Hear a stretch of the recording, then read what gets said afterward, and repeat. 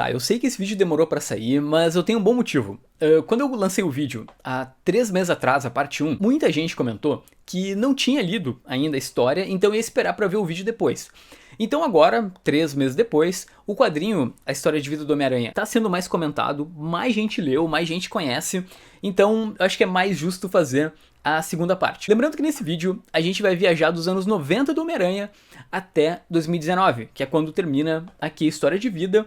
Então eu vou fazer um comparativo com o que aconteceu na cronologia normal e o que aconteceu nessa versão do Homem-Aranha. Também eu vou comentar os easter eggs que eu consegui pegar. E lembrando que esse vídeo ele sai completamente da minha cabeça, tá? É um conteúdo que não existe na internet, então se tu quiser complementar de alguma forma, tá, fica livre, comenta aqui embaixo alguma referência que eu não peguei ou coisa do tipo. Essa segunda parte do vídeo, ela vai começar na edição número 4, que se passa nos anos 90. Eu vou começar com uma referência que faz parte da fase dos Novos Vingadores do Bendis, mais especificamente da edição número 51 de 2009, que é quando os Vingadores eles colocam uma pressão no Peter para que ele revele a sua identidade, né? Ele tava de máscara o tempo todo, e aí quando ele mostra, enfim, o rosto, a Jessica Jones, que fazia parte da equipe naquela época, fala que tinha uma queda pelo Peter na época da escola, acaba lembrando dele, e isso é referenciado aqui na história de vida, quando é sugerido que os dois tiveram um caso. O Peter ele tá separado da Mary Jane e, segundo a Jessica Jones, eles iam passar a noite juntos. Mas a principal referência dos anos 90 do Homem-Aranha aqui na história é a saga do clone, e agora deixa eu explicar um pouco o que é a saga do clone, de onde é que ela veio. A origem dela é aqui na saga original do clone, que é um quadrinho dos anos 70 do Homem-Aranha, onde justamente o Peter é clonado. Esse clone a princípio fica desaparecido, e depois de anos ele volta na mal afamada saga do clone, dos anos 90, e ele vai acabar sendo o Homem-Aranha Escarlate, que é o Ben Reilly, que tu provavelmente deve conhecer, que é um Peter Parker com um uniforme muito mais legal, tá? Pelo menos eu gostava bastante. E essa saga passou por vários problemas editoriais, assim, a ideia original é que ela durasse 4 meses, certo? Só 4 meses, ia ter toda aquela dúvida sobre quem é o Homem-Aranha original, né? Se é o Peter ou se é o Ben, se de repente eles não foram trocados lá nos anos 70. A ideia eram 4 meses e de repente acabou se tornando 2 anos. Chegou a ter escritor que se demitiu, né? O Dan Jurgens se demitiu da Marvel por conta do que eles estavam fazendo, ele saiu fora da revista. E aí aqui na história de vida tem algumas mudanças. Por exemplo, não é o Chacal o vilão principal aqui da saga do clone.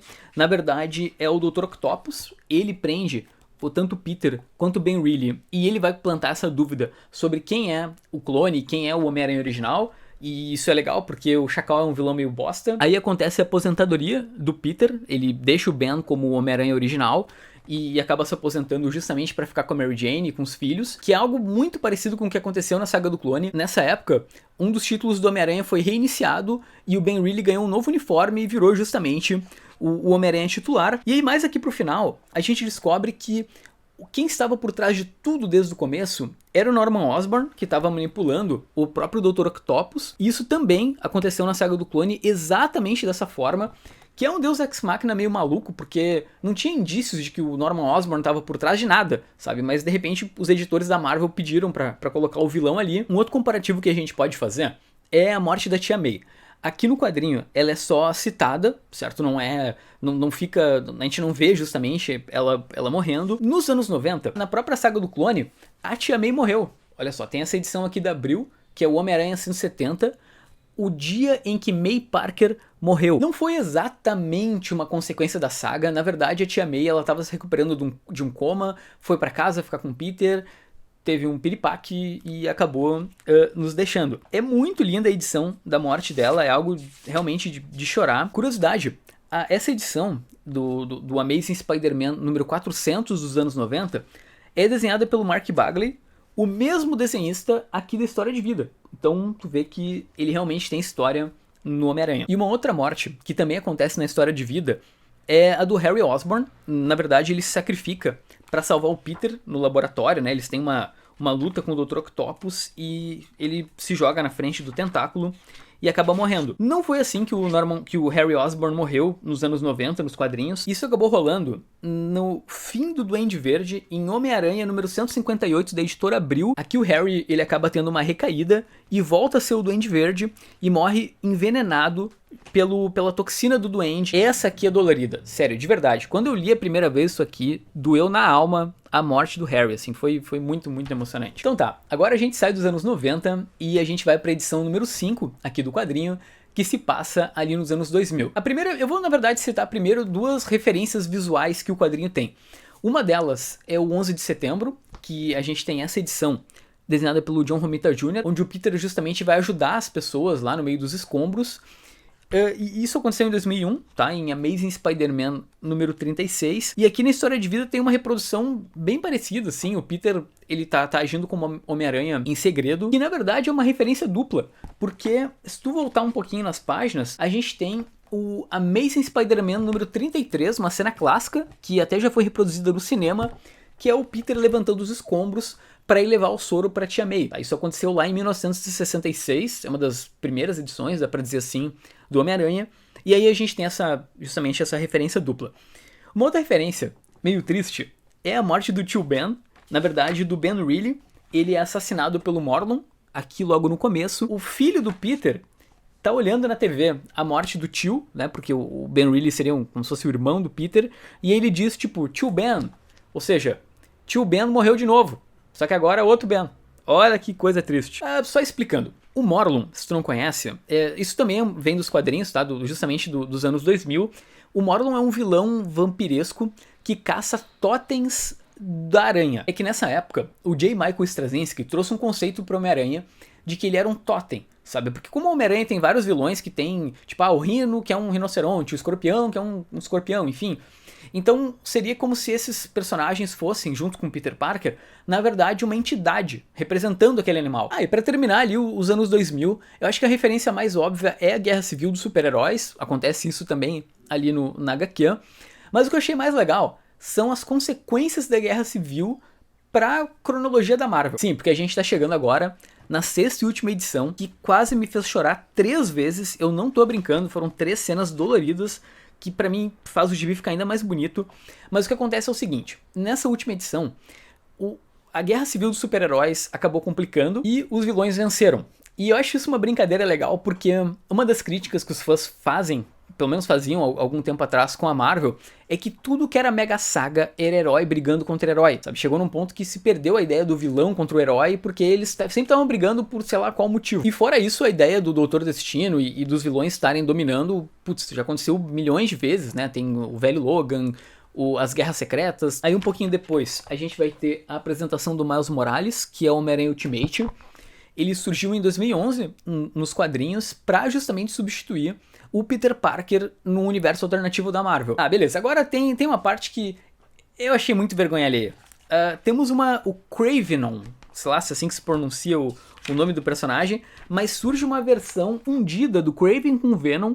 Sim, sério, olha isso, é um Venom com cabelo. É uma escolha estética meio esquisita pra mim, mas enfim, tudo bem. É o grande vilão aqui da parte, um dos grandes vilões aqui da parte final da história de vida. Eu achei legal a ideia, porque junta ali a questão da última caçada de Kraven com o Venom, sabe? Faz algum sentido, mas, sei lá. Podia não parecer que ele foi ao salão de beleza. Isso ia me deixar um pouquinho mais feliz. Depois descobrimos que o Miles Morales, na verdade, estava sendo dominado pelo Dr. Octopus, ele trocou de mente com o Miles. Isso também vem dos quadrinhos, mais especificamente de Amazing Spider-Man número 700, que foi justamente onde o Dr. Octopus conseguiu trocar de mente com o Peter. E mais pra frente vai ver a fase do Homem-Aranha Superior, quando ele se torna o Homem-Aranha. Eu achei muito legal a forma como o Zdarsky encaixou elementos da cronologia do Homem-Aranha pra tudo fazer sentido. Eu achei sensacional. E também um ponto legal é que o Dr. Octopus, desde a fase do Dan Slott, se tornou um dos grandes vilões do Homem-Aranha, assim, porque o tempo todo, né, desde lá do tempo do Stan Lee, o grande vilão era o Duende Verde, sabe? As grandes sagas, as grandes histórias, né, a gente tem aí a morte da Gwen, a própria saga do clone que eu falei, tudo tem relação com o Duende Verde, e aí nos últimos anos a gente tem o Dr. Octopus ganhando destaque. Então acho que é justo o Zdarsky colocar o Octopus aqui no final, até pela década que ele tá trabalhando o Homem-Aranha. E eu não sei se eu tô viajando, mas essa splash page me lembrou muito a de Amazing Spider-Man número 500, lá do Straczynski, Mas, enfim, pode ser só uma página com um monte de personagens pulando um em cima do outro, mas me lembrou um pouco, assim, aquela outra cena. Depois a Tia May acaba salvando o dia, porque é ela que convence o Dr. Octopus a não enfrentar o Peter. Isso pode ser uma brincadeira com aquela edição onde quase rola um casamento entre o Dr. Octopus e a Tia May, que é lá dos anos 60, 70, que eu já tinha comentado na primeira parte do vídeo. Ah, sério, é uma cena mais bonita que a outra. Olha o final, por exemplo. O Peter ele vai se sacrificar pra salvar a Terra, e aí o Venom vem e tenta proteger a nave pra ajudar o Peter no último momento. Cara, que coisa linda isso, é de arrepiar, assim. E aí quando vai chegando na última parte, acho que a cena mais tocante é a conversa que ele tem com a Mary Jane, e ele dizendo que ela é a sorte grande dele, que seria uma referência aí à primeira fala da Mary Jane pro Peter, que tipo, você tirou a sorte grande. E inclusive eu quero dizer que eu tirei a sorte grande porque vocês estão aí do outro lado, tá? De verdade, agora tô um pouquinho emocionado. E eu acho que a cereja do bolo aqui da história de vida é a última página, porque eu acho que isso fala muito sobre o Homem-Aranha no geral. Porque, como vocês podem ver, né, o Peter ele tem um sonho, lá no começo da história ele diz que ele tem esse sonho, e aí no fim é revelado que no final do sonho ele para o bandido que acabou matando o tio Ben. E eu acho isso muito simbólico como última página, vamos dizer assim, da história do Homem-Aranha, porque é um personagem que sempre se culpou muito. Ele é um herói que é muito trágico, assim, ele sempre tá lembrando das pessoas que ele deixou pra trás, das coisas que ele não conseguiu fazer direito. Então, eu acho legal que, como última lembrança que a gente tem do Peter, é ele se perdoando. Vamos lá, pontos em geral sobre a história. Eu acho que não tinha como um quadrinho sobre a história da vida do Homem-Aranha ser diferente disso, porque ele é muito melancólico. Tu vai lendo, ele tem uns momentos que tu vai ficando triste com as situações que vão acontecendo na vida do Peter. E eu acho legal todo esse lance do casamento com a Mary Jane, ter várias crises assim pesadas, da Tia May acabar morrendo, ou tem um momento que a Tia May, ela, sabe, é sugerido dela ir ser internada num asilo, que isso são coisas, querendo ou não, né, são dilemas do mundo real que o Peter acaba passando. Então eu achei bem potente assim a história. E eu acho que o Chip Zdarsky, aqui no roteiro, ele fez uma seleção legal da cronologia do Homem-Aranha, que não teve pacto com o Mephisto, não teve a Mary Jane perdendo o bebê. Mas agora é o teu momento. Esse vídeo só vai ficar legal se tu comentar aqui embaixo o que tu achou da história, o que foi legal, o que não foi. Se tu não tinha essas referências todas que eu comentei, tu conseguiu aproveitar a história mesmo assim? Porque eu acho que, mesmo sendo uma história feita pro fã do Homem-Aranha de longa data, que vai conseguir pegar as referências e entender as ideias que o Zdarsky colocou ali, eu acho que mesmo para um leitor que não leu essas histórias, conhece, seja por conta do cinema, seja por qualquer pequena pesquisa sobre a vida do Homem-Aranha nos quadrinhos, sabe, já é muito fácil de conhecer. Mas enfim, o teu comentário aqui vai ser muito importante, e até mais à noite aqui no canal, porque vai ter uma live. Sim, vai ter uma live bombástica pra gente conseguir derrubar o Fantástico, tá bom? Fui!